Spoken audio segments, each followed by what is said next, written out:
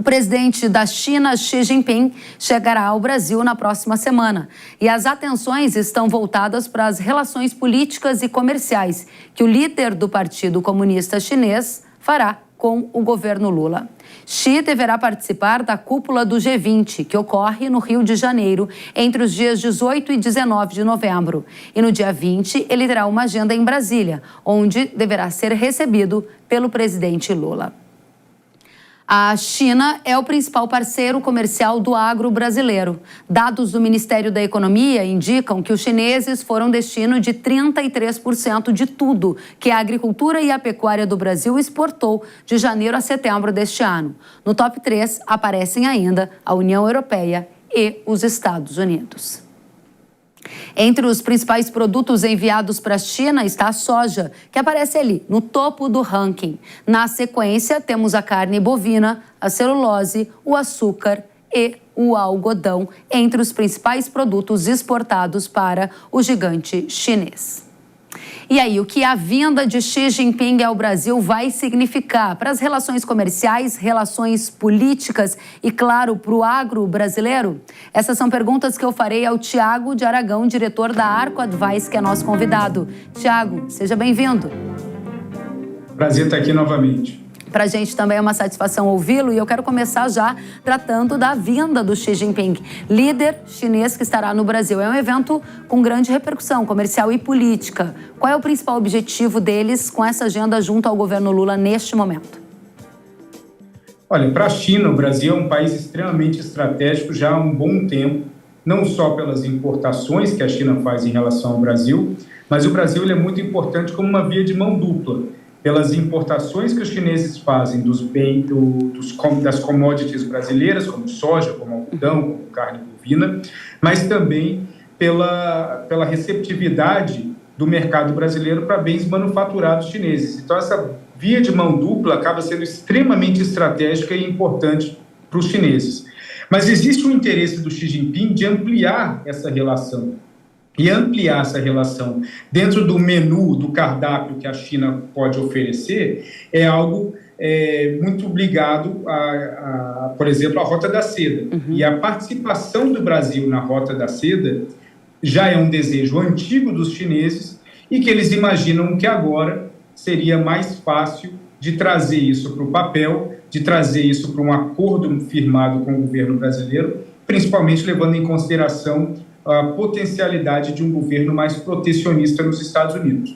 Então, nós temos um momento que, na sua opinião, é favorável para que o Brasil anuncie a adesão à Rota da Seda, para todos estarmos na mesma página. A nova Rota da Seda é um mega projeto de infraestrutura da China que os chineses pretendem investir, por exemplo, bilhões de dólares no Brasil para fomentar o desenvolvimento de infraestrutura e até baratear a chegada de alguns produtos lá na China. É isso, Tiago? Quantos bilhões eles devem investir se o Brasil der o sinal verde para isso acontecer?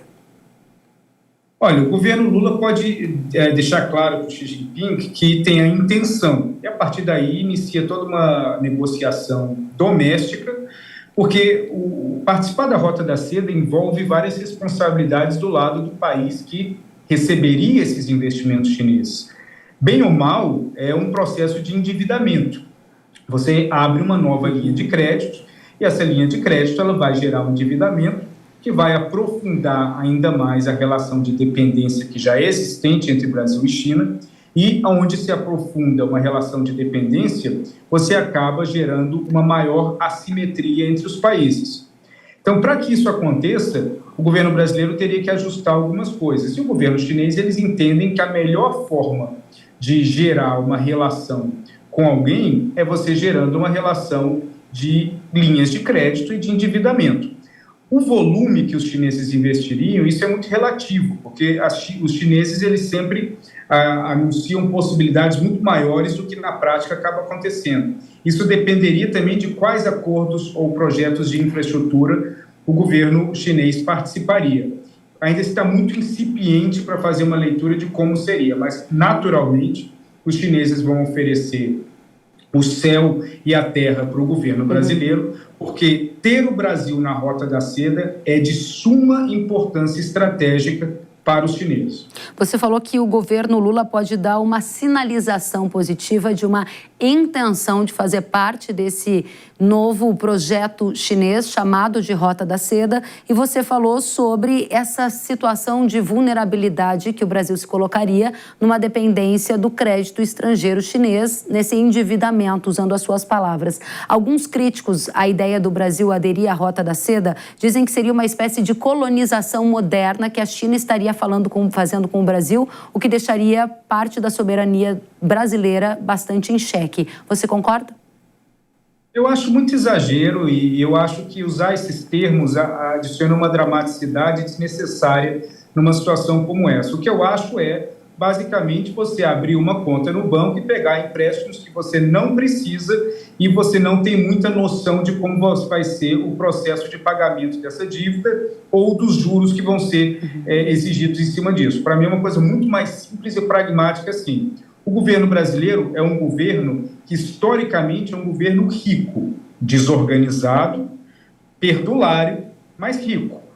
O que a China traz para a mesa é oferecer linhas de crédito para projetos de infraestrutura que geralmente casam bem com países que têm uma dificuldade muito grande de manter ou gerar esses projetos, países que têm uma capacidade de infraestrutura baixa, pobre, que não é necessariamente o caso do Brasil, e países que não têm de onde levantar crédito. O Brasil tem, inclusive, a capacidade de aumentar parcerias público-privadas, flexibilizar, simplificar e melhorar o processo de licitação e tudo isso fazer internamente. Então, na prática, não precisaria do que os chineses trazem. Muito bem. Qual é a vantagem para o Brasil ao aderir a esse projeto grande de infraestrutura chinês, se essa é uma das principais agendas que você projeta para o Xi Jinping aqui no Brasil? O que o Brasil ganha em aderir a esse projeto? Olha, o que o Brasil ganha é de ficar bem com o seu principal comprador. E sabemos que os chineses eles têm uma forma muito direta e algumas vezes relativamente agressiva de conseguir o que eles quiserem dentro de uma negociação. Então, nós já tivemos episódios no passado de inspeções sanitárias não programadas ou de inspeções sanitárias que atrasaram o desembarque de grãos de determinados navios em portos chineses. Tudo isso acaba sendo respostas do governo chinês em relação a uma insatisfação que eles têm em relação ao governo brasileiro. Dentro de uma situação de dívida, isso se anula, porque assim a China passa a ser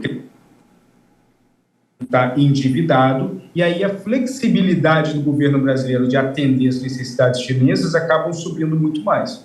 Muito importante esse ponto, e eu vou usar aqui um termo que você usou em um conteúdo que dividiu comigo. Você falou sobre medidas de dumping da China em relação ao Brasil, caso o Brasil não sinalize que sim, que quer aderir a esse plano chinês da Rota da Seda. Explica pra gente, em outras palavras, seria uma espécie de penalidade ao Brasil, com mais tempo de espera dos navios a partir de inspeção ou inspeções sanitárias de surpresa, para que essa relação ela passe a ter algum tipo de pressão adicional para que o Brasil faça a sua adesão no fim das contas?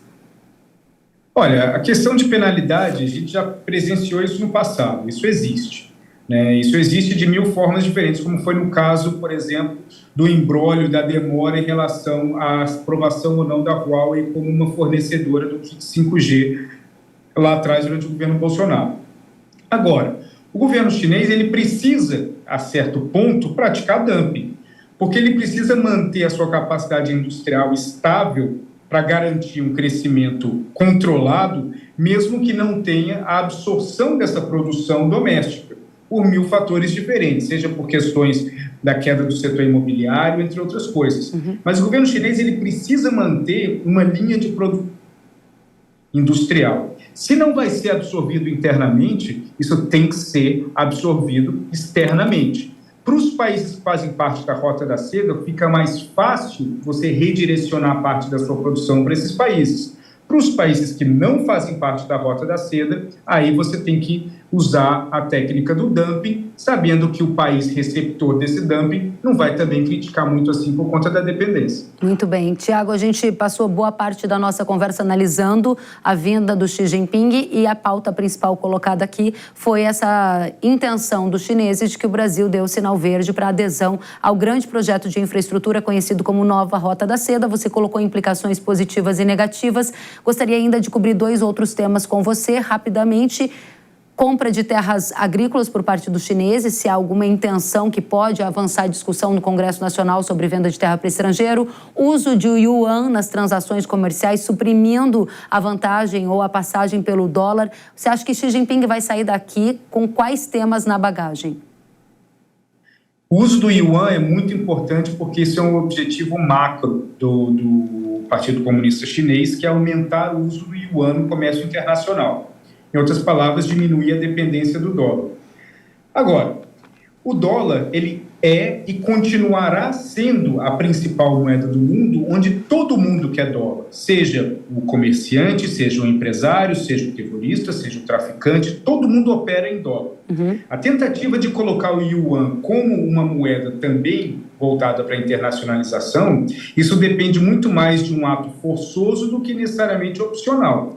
Então, o Xi Jinping ele pode oferecer, por exemplo, uma linha de descontos tarifários para produtos brasileiros se um percentual desses pagamentos puderem ser feitos em yuan, ou se o governo brasileiro estiver disposto a aumentar as suas reservas em yuan. Isso é uma tentativa que o Xi Jinping já vem fazendo em outros países. Em alguns países que têm as portas fechadas para o dólar, isso vem funcionando. Mas, no caso do Brasil, temos que ver se isso funcionaria e como seria a receptividade pelo lado brasileiro. Tiago, último alerta, agro brasileiro precisa observar exatamente qual o tema da vinda do Xi Jinping aqui no Brasil. Mandatório, um tema, qual seria? Essa questão da compra de terras agrícolas eu acho que é muito importante, isso é um objetivo clássico e antigo dos chineses, eles pretendem fazer isso. E outro ponto importante é observar qual vai ser o humor do Xi Jinping ao final da reunião, porque esse humor ele pode determinar algum tipo, leve ou não, de retaliação, que poderiam ser o que eu mencionei antes, as inspeções sanitárias não programadas ou até demoras para os navios poderem ancorar em portos chineses. Tiago de Aragão, muito bom ouvi-lo e antecipar para a nossa audiência o que deve ser e qual deve ser o tom da visita do líder chinês Xi Jinping aqui ao Brasil. Volte sempre, Tiago de Aragão, que é diretor da Arco Advice. Até a próxima. Até a próxima, muito obrigado. Obrigada a você. E a consultoria Vale Agro revela que a vinda de Xi Jinping também pode confirmar a abertura de novos mercados para o agro brasileiro. Vamos conferir. Em termos de expectativas do agro, há uma expectativa de abertura de novos mercados, entre eles o sorgo, o gergelim, a uva de mesa, todos eles elementos que já estão sendo negociados há algum tempo e há uma expectativa de que agora essas negociações se concretizem e que os anúncios sejam feitos. Isso é muito bom para a agricultura brasileira, acaba diversificando as possibilidades de exportação que o Brasil tem e isso pode enriquecer a nossa cesta exportadora. Então, são iniciativas interessantes. A uva é um produto de alto valor agregado, por exemplo, e tudo isso pode trazer bons resultados para o agro brasileiro e para as zonas rurais no Brasil. A gente vai continuar acompanhando, até porque uma comitiva brasileira esteve na China nos últimos dias e tem outras negociações acontecendo ao longo dessa edição. Nós voltamos a este assunto.